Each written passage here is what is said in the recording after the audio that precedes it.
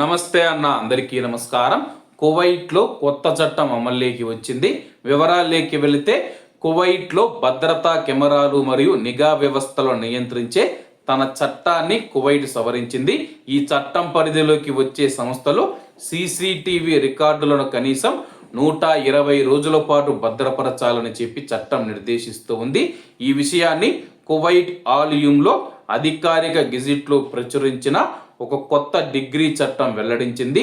భద్రతా కెమెరాలు మరియు పర్యవేక్షణ పరికరాలు మరియు నియంత్రణను పాలించే 2015 నాటి చట్టం నెంబర్ 61 యొక్క నిబంధనలకు 2026 నాటి డిగ్రీ చట్టం నెంబర్ 76 సవరిస్తుందని చెప్పేసి సవరించిన చట్ట ప్రకారం దాని నిబంధనలకు లోబడి ఉండే వ్యాపారాలు మరియు సంస్థలు 120 రోజుల నిల్వ వ్యవధి నిఘా రికార్డులను ఏ విధంగానైనా మార్చడం, తొలగించడం, చెరిపివేయడం లేదా ప్రాసెస్ చేయడం నిషేధించబడింది.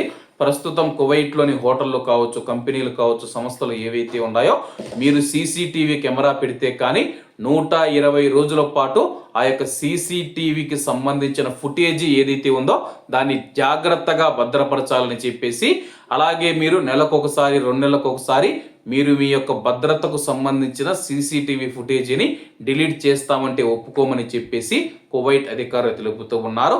అలాగే వివరణాత్మక మెమోరాండం ప్రకారం ఆచరణాత్మక అనుభవంలో మునుపటి సమాచార నిలుపుదల కాల పరిమితులు తరచుగా సరిపోవడం లేదని చెప్పేసి ప్రస్తుతం సీసీటీవీ ఫుటేజ్లు వాడుతూ ఉన్నవారు ఎవరైతే ఉన్నారో సీసీటీవీ కెమెరాలు కువైట్లో ఎక్కడ చూసుకున్నా ఉంటాయన్నమాట. వాళ్ళు తప్పనిసరిగా 120 రోజులు డేటాను అయితే కలిగి ఉండాలన్నమాట. 120 రోజులు డేటాలు కలిగి లేకుండా ఉంటే కానీ అటువంటి వారిపైన చట్టపరమైన చర్యలు తీసుకుంటామని చెప్పేసి అధికారులు తెలుపుతూ ఉన్నారు. కాబట్టి కువైట్లో మరొక కొత్త చట్టం అమల్లోకి వచ్చింది. కాబట్టి కువైట్లో చాలా మంది మన తెలుగు వాళ్ళు షాపులు పెట్టుకొని ఉన్నారు, చాలా మంది అయితే బకాలాలు కానీ లేకపోతే హోటల్స్ పెట్టుకొని ఉన్నారు. మీరు ఈ యొక్క విషయాన్ని గమనించగలరు. కాబట్టి అందరూ బాగుండాలి, అందులో మనం ఉండాలి. అందరికీ నమస్తే అన్న, జై హింద్.